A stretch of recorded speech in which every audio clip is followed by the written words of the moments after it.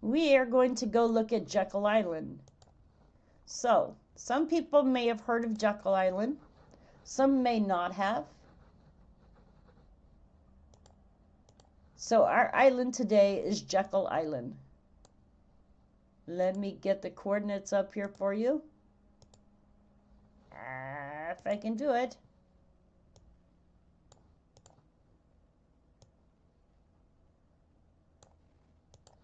All right, we are going to Jekyll Island.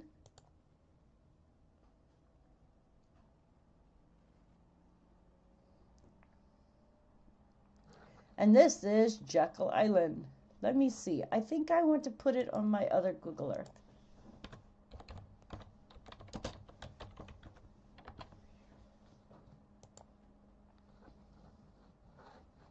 So hang on, do it this way.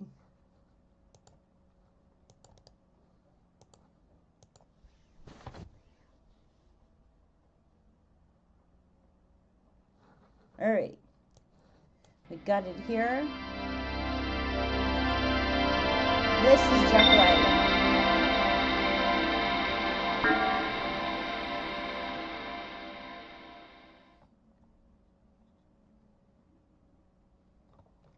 So, Jekyll Island is located off the coast of the United States in Georgia in Glenn County. It is one of the Sea Islands and one of the Golden Isles of the Georgia Barrier Islands. The island is owned by the state of Georgia and run by a self-sustaining, self-governing body. It was long used seasonally by indigenous people of the region, the Gaul and the Makama, the indigenous peoples of the area when Europe first reached the area, were killed or forced to leave by the English of the province of Carolina and their native allies and by raids of the French pirates. Plantations were developed on the island during the British colonial period. A few structures still standing are made of labby, a coastal building material used crushing oyster shells. The island was developed in the late 19th and early 20th centuries. It was evacuated during World War II by order of the U.S. government. In 1947, the state of Georgia acquired all the properties for security and preservation. A popular tourist destination, the island has beaches frequented by vacationers. Guided tourists and landmark historic districts are available. Bike trails, walks along the beaches and sandbars, and summer waves, a water park, are among the active attractions. The historic district features numerous impressive and ambitious buildings from the late 19th and early 20th century. The island is also full of wildlife consisting of many different mammals, reptiles, and birds living and breeding in the island salt marshes. In 2018, Architectural Digest named Jekyll Island one of the 50 most beautiful small towns in America. The island was listed as a census designated place prior to the 2020 census with a population of 866. Jekyll Island is one of the 4 Georgia barrier islands that paved causeways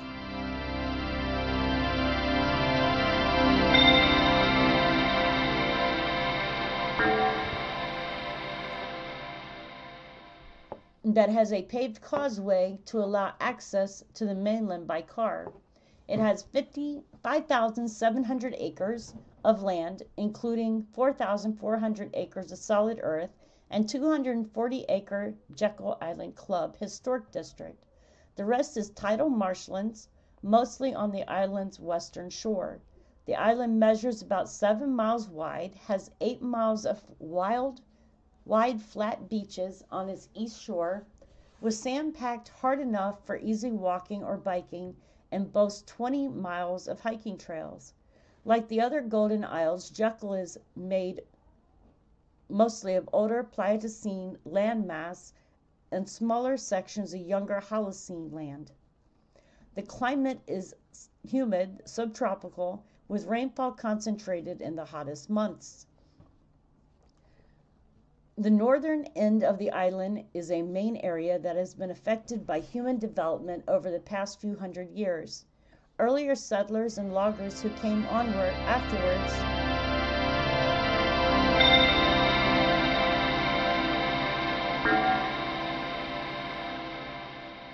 developed plantations in this area. They used fallen trees for the construction of ships.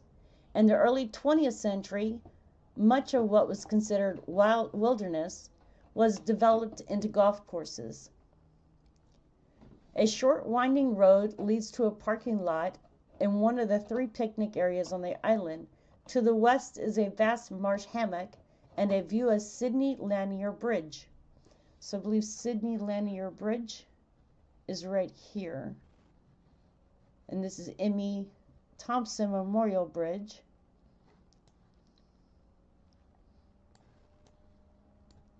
So this is the bridge here.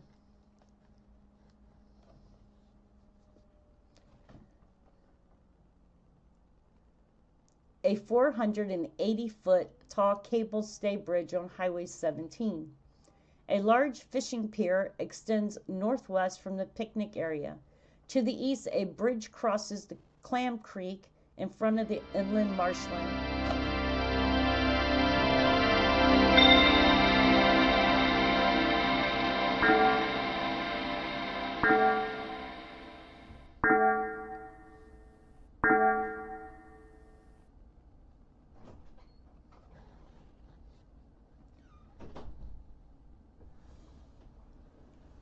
In front of an inland marsh to connect the picnic area to the North End Beach and Driftwood Beach. Hang on 1 second. Where are you going? Store. For what? Just grab some fire seeds. Okay. These beaches are characterized by another tidal creek emptying into St. Simon's Sound and a boneyard of pine and water oak tree roots. The 2-story house built from tabby in 1742 stands along the North Riverview Road. So let's see if we can find the 2-story house. Let me see here. So the frame is intact while the roof, doors, and windows are gone. Tabby was an indigenous material developed along the coast that was formed from crushed oyster shells, lime, and water to make a kind of cement.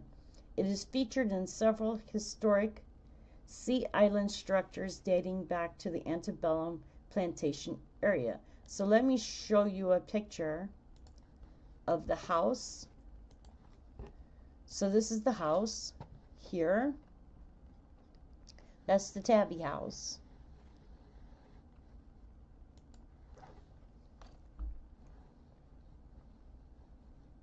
The house was occupied by Major William Horton during the British colonial period. He developed Georgia's first brewery, and the ruins of which are 100 yards down the road. The remains of the house have been meticulously preserved over the past 100 years as an example of coastal Georgia building techniques. It is one of the oldest surviving buildings in the state. Across the street from the Horton House ruin is a De Bignon Cemetery. So let me see here. We're looking for a cemetery. So this is the road here.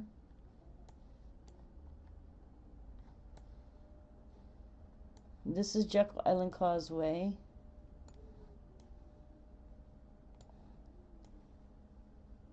So I'm not seeing the house here. However, this is where it shows that it should be.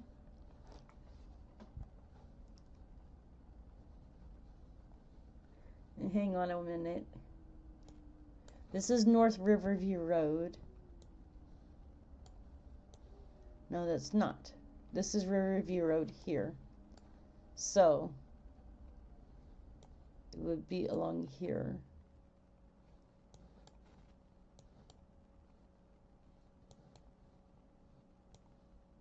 Probably back in here somewhere, so that's why we're not seeing it. There's the Moss Cottage. We're still on Riverview Road here. So I'm looking for it. This is Riverview Drive here.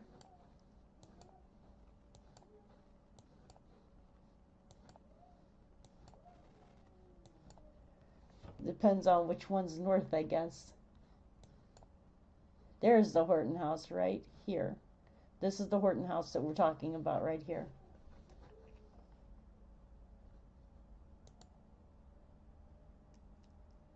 That's the Horton House.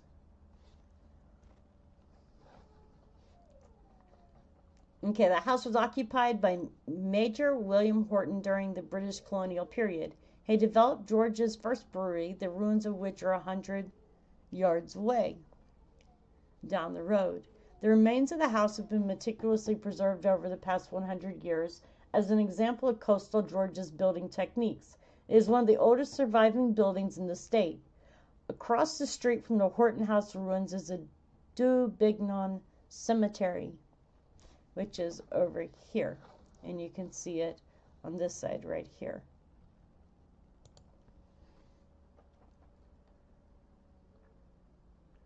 Established by the next family to own the house and much of the island for generations. Its tabby walls surround the graves of 5 people who died in the 19th century. Oops. Just across the street from the entrance to the Clam Creek picnic area is the campground, an 18-acre facility in a cleared maritime forest. The campground has running water for restrooms, showers, and laundry, as well as a store and bike rentals. So let's see here. I'm looking for the campground. There's Jekyll Island Campground right here.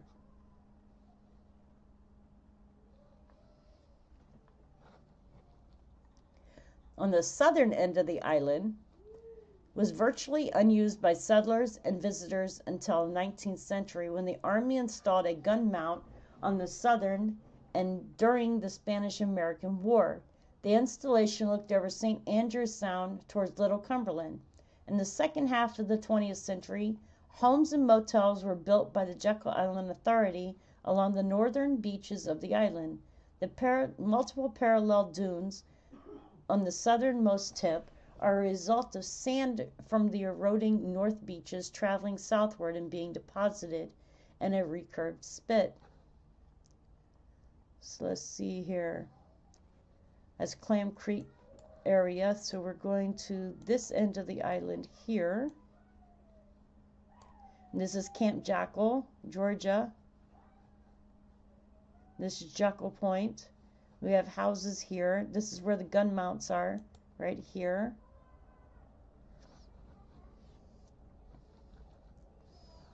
The picnic area on the ocean side of the island features plenty of picnic tables, a full bathroom with showers, and a boardwalk to traverse this 20-foot high dune ridge on the beach. The dune is needed to protect the wooded area interior of the island from erosion due to storms. This area was repaired in 1983 with bulldozers pushing new primary dunes into place to correct the damage caused by 30 years of beachgoers trampling over the enormous dunes to the beach. So this is St. Andrews Beach here. And I'm not sure exactly which side they're talking about, but I believe there's a viewing platform here. So there's a viewing platform there. So that may be the areas that they're talking about.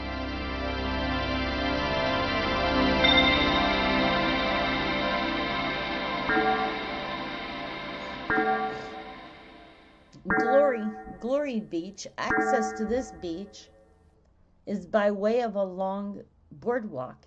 It was built in the mid-1980s by the producers of the film Glory. So let's find Glory, if we can find it.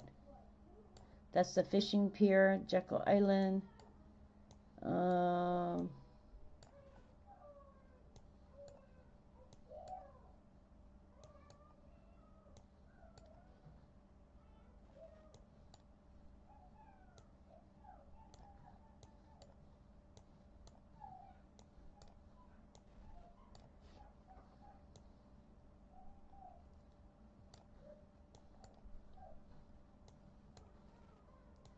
That's St. Andrews Beach.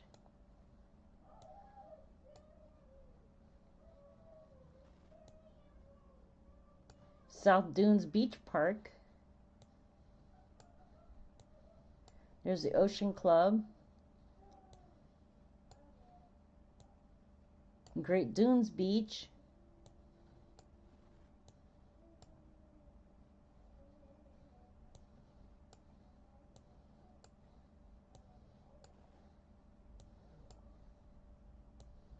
Jekyll and Hyde. Driftwood Beach. I am not seeing Glory Beach. There's Three Oaks.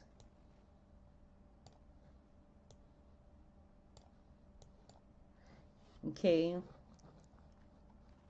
The boardwalk recently repaired can be accessed from the soccer complex at the south end of Jekyll Island.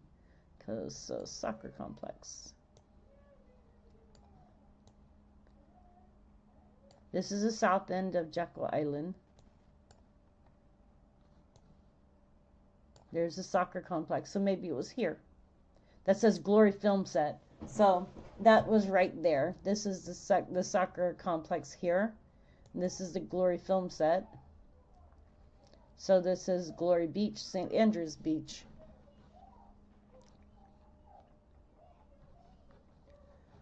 The boardwalk passes through a variety of natural habitats ranging from ancient dunes to freshwater sloughs.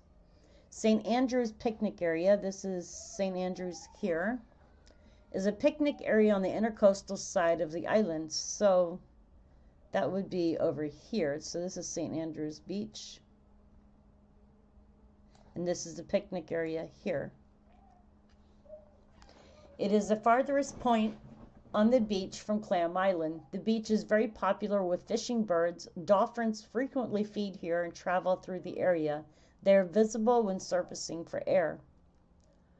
The 2008 the Jekyll Island History Museum, the Jekyll Island Authority, and the Friends of the Historic Jekyll Island commemorated the survivors of the slave ship, the Wanderer, the next to last ship documented to transport slaves to the U.S. territory and the prohibited Atlantic slave trade. Clotilda, out of Mobile, Alabama, brought in 110 slaves in July of 1860 and is ranked last. Because the ship was burned and sunk, some of the observers thought accounts of its slave voyage was a hoax, but there is considerable documentation. In January of 2018, a reporter announced finding wreckage in the mud of the Mobile River, which a team of archaeologists had affirmed may be the ruins of the Clotilda. The Wanderer was built in Setauket, New York, as a pleasure boat, but it was acquired by Southerners who opposed the prohibition on the Atlantic slave trade. They had it converted to the Congo and Angola to carry slaves, and the captain purchased more than 500 to take to the U.S. After a 6-week voyage in which more than 100 slaves died, on November 28, 1858, the Wanderer anchored near the southern portion of Jekyll Island. Its crew took 409 to 465 enslaved Africans ashore, smuggling them to the mainland. News of the slave ship set off a wave of outrage. The federal government's effort to prosecute the conspirators was unsuccessful. A public art sculpture was commissioned for the site. It is a 12-foot tall steel sculpture of ship sails, intended to signify the hard nature of slavery. Jekyll Island Club Historic District. In the midsection of the intercoastal side of the island is a designated 240-acre historic district. So let's see if we can find the historic district. And I would believe this would be the area here. So this is historic.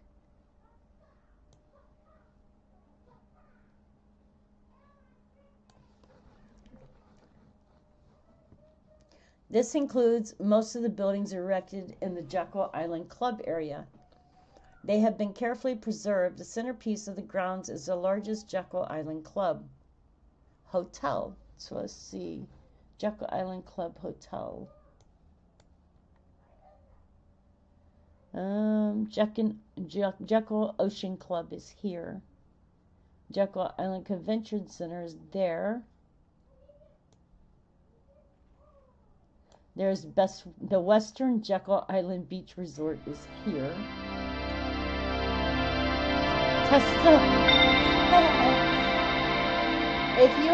Tesla. If you have a Tesla, you can charge it here. The centerpiece of the grounds is a large Jekyll Island Club Hotel, a two-wing structure that contains numerous suites for rental. The presidential suite contains a three-story turret on the front of the building. 33 buildings from the late 19th and early 20th centuries surround the hotel. Many are elaborate mansion-sized cottages built by the rich. Some cottages offer rooms for rent for temporary stays.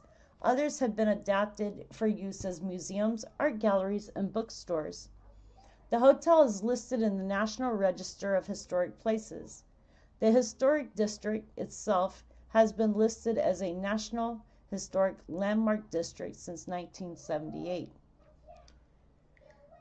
Tram tours originate from the Jekyll Island Museum located on Sable Road, directly across from the historic district.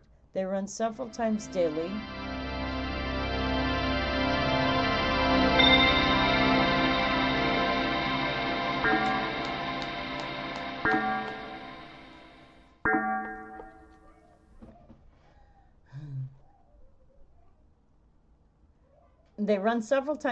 And guides describe much of the history in this area.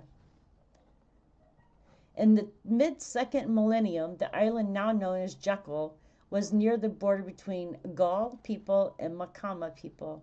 Historians have debated whether the town on Guadalquivir was on Jekyll Island or St. Simon Island, and whether the people that lived there late in the 16th century were Gaul or Macama. By early in the 17th century, Guadalquivir was occupied by the Macama. Both the Gaul and Macama became part of the Spanish mission system.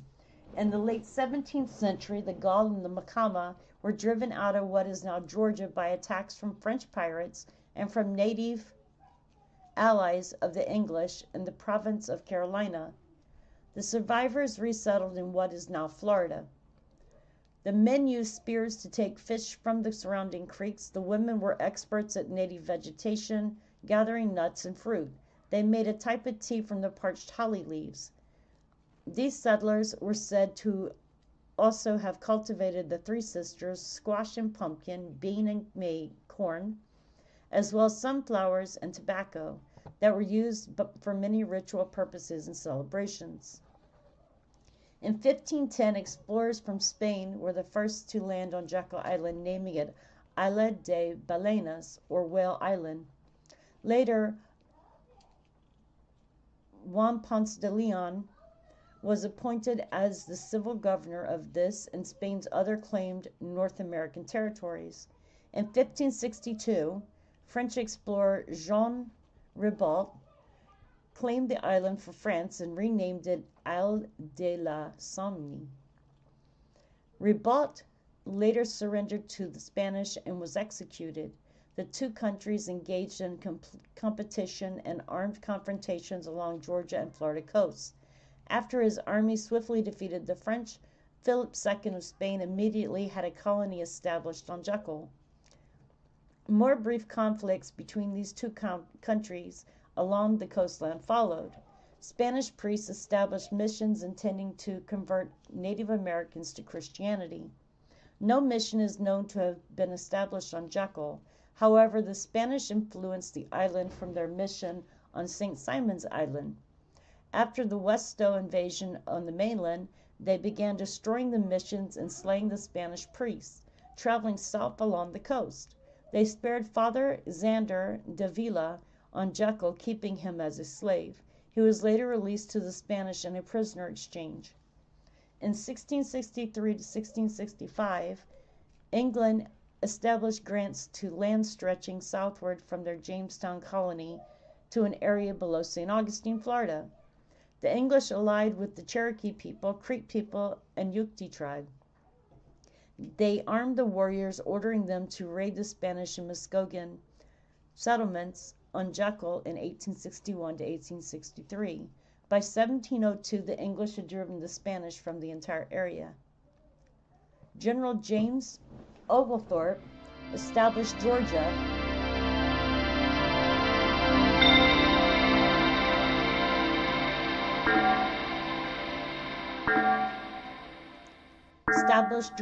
as a colony in 1733.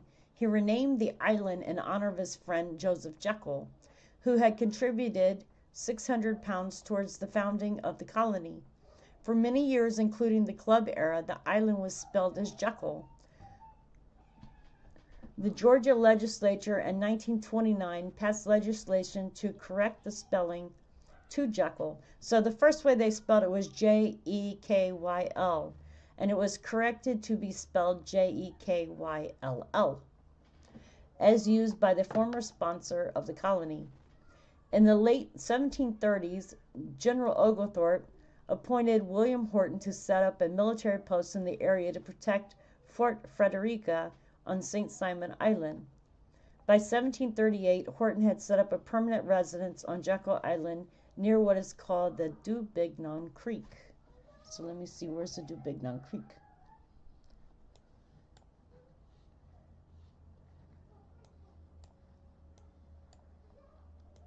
So there is a creek here.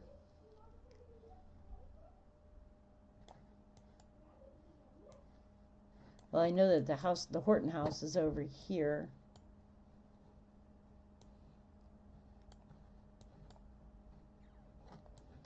So I'm assuming the creek, this is Dubuena's Creek. I don't see a name on that one, so maybe they're talking about this one.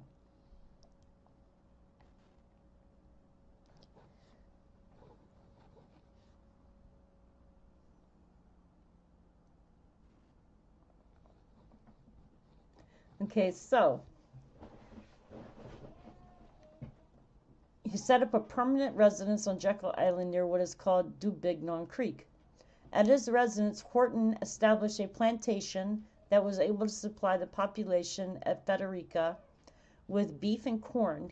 He depended on the labor of enslaved African Americans.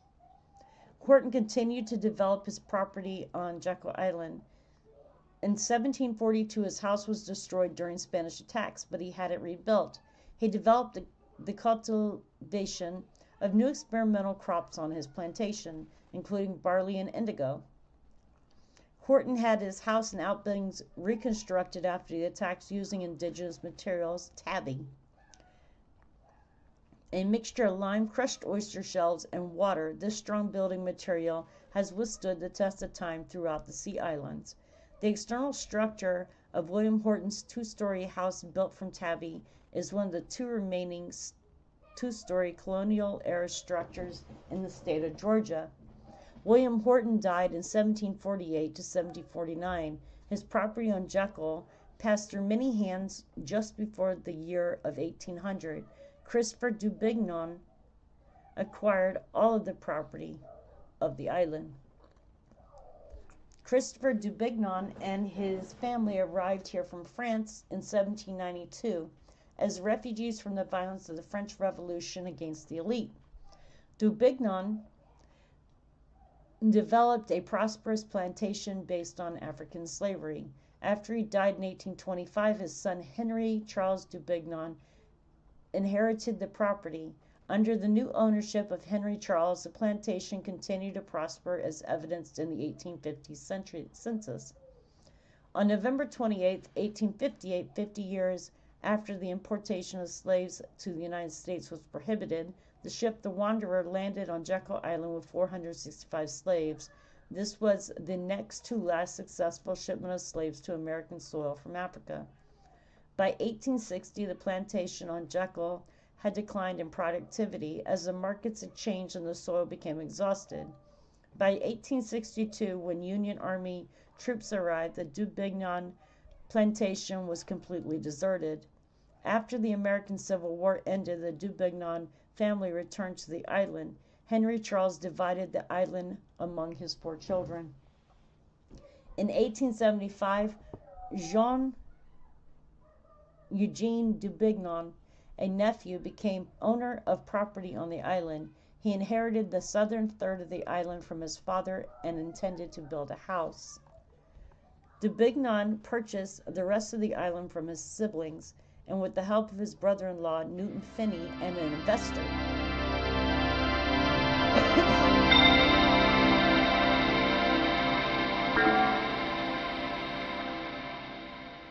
Their plan to market the island as a winter retreat for the wealthy came to fruition on February 17, 1886. They decided to construct a clubhouse, which was completed in January of 1888. 53 members purchased shares for $600 each. A limit of 100 members was imposed to preserve the club's exclusivity. From 1888 to 1942, the club opened every January for the winter season, except a few years where there were yellow fever outbreaks. It accommodated some of the world's wealthiest people. Members of their families enjoyed activities such as biking, hunting, horseback riding, and tennis, and frequented the North Beaches. Some of the wealthiest members built their own cottages, mansion-sized residences that are mostly still standing in the 21st century. Even the wealthy endured financial losses during the Great Depression, and the club had financial difficulties. When the United States entered World War II, it ordered the island evacuated for security purposes, ending the era of Jekyll Island Club. After the war in 1947, the state of Georgia bought the island. At the end of November 1910, Senator Nelson W. Aldrich and Assistant Secretary of Treasury A.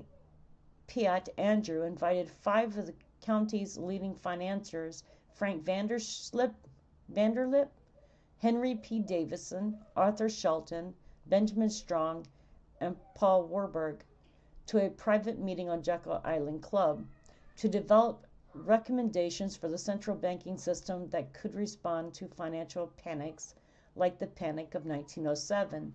They produced a plan for 15 self-governing branches distributed over the country, overseen by a national commission that would coordinate policy. Aldrich later submitted this proposal to the National Monetary Commission without mentioning its origins, and a similar federated structure was included in the Federal Reserve Act. The Jekyll Island meeting was not disclosed until 1930, when Senator Carter Grass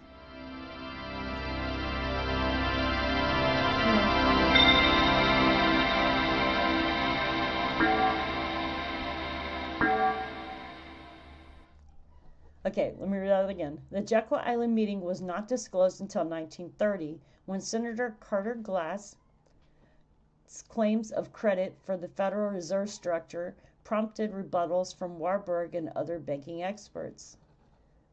Under the administration of Governor Melvin E. Thompson, the state of Georgia gained control of Jekyll Island on October 6 of 1947 for $675,000.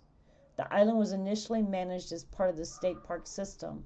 However, by 1950, as costs associated with getting the island ready for tourists began to mount, the island was taken out of the state park system. It was organized as a separate authority with the goal of becoming self-sustaining, considered achievable because of its resources and attractions. The Jekyll Island Authority was created in February of 1950 under the direction of Governor Herman Talmadge. It was designed to be a governing board. The board consisted of 9 gubernatorial appointed members and was charged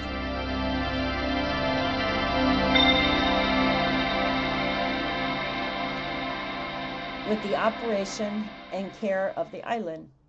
Black residents of Brunswick petitioned the state for access, and in 1950 a portion of southern Jekyll, renamed Southern Andrews Beach, was designated for blacks, becoming the first public beach in Georgia accessible to African Americans. 5 years later, the state erected the Colored Beach House, which now stands as a historic landmark at Camp Jekyll. The authority placed a convict camp on the island in 1951, in an extension of leased convict system compared to slavery and its abuses. The mostly African American prisoners performed the manual labor needed to prepare the island for public use. They planted landscaping for drainage, dug and built the foundations of motels and neighborhoods, and built the perimeter road. From September 1951 to December 1954, the island was primarily closed to the public. Upon completion of the 6-year causeway project and erection of the drawbridge on December 11, 1954, Jekyll Island officially reopened for public use. The authority was criticized and received negative publicity in the mid-1950s. The Georgia legislature restructured the authority in 1957, requiring board members to be elected officials. The state attorney general, state auditor, public service commissioner, state parks department director, and secretary of state were all made board members.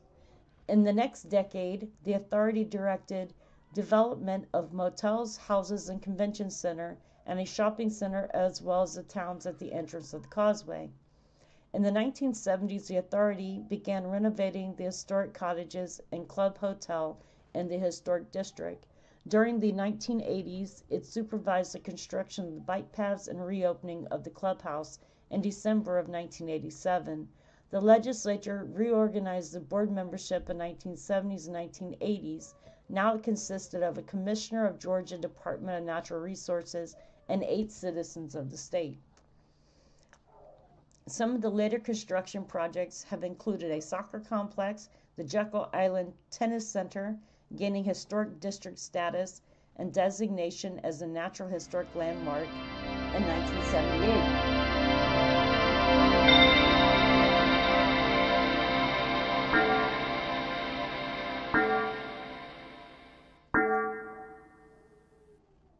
The opening of the Jekyll Island 4-H Center in 1983.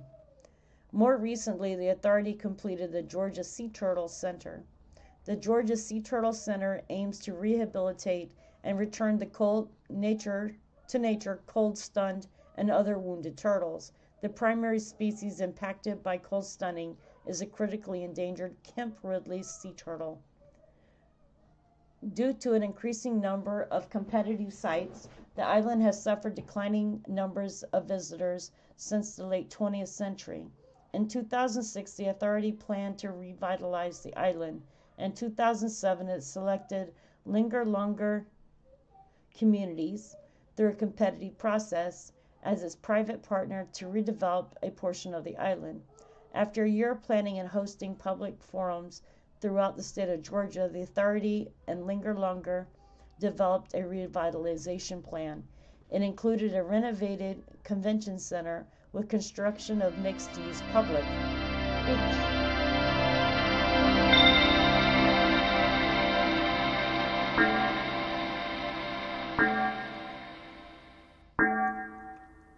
It included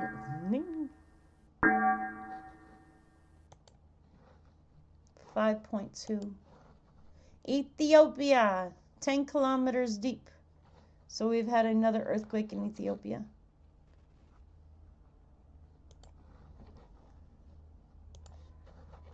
Okay, so due to increasing number of competitive sites, the island had suffered declining numbers of visitors since the late 20th century. In 2006, the authority planned to revitalize the island. In 2007, it selected Linger Longer. Okay, so got to that. It included a renovated convention center with construction of a mixed-use public beach village to increase the number and variety of attractions nearby. These will be oriented to pedestrian uses, an area for new retail shops, and public beach promenade. By legislative mandate, 65% of the island is and will remain in a mostly natural state, including parks and picnic areas.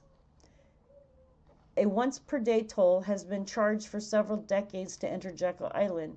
In 1985, the daily rate was $1. As of August 2009, it was $5, and later raised to $10 with an annual pass at $100. An annual pass may be purchased at the Guest Information Center before entering the island. So, this island was also used as a film location. Scenes from the films X-Men, First Class, Glory, The Legend of Bagger Vance, Jekyll Island, and The View of Pompey's Head have been filmed on Jekyll Island. And October 27, 2014, Red Zone Pictures filmed here for Magic Mike 2015, starring Channing Tatum. In 2016, a season 7 episode of The Walking Dead was filmed on the island, as well as part of the episode in season 10 in 2019. In 2021, some scenes for the menu were filmed on Driftwood Beach. The musical version of The Color Purple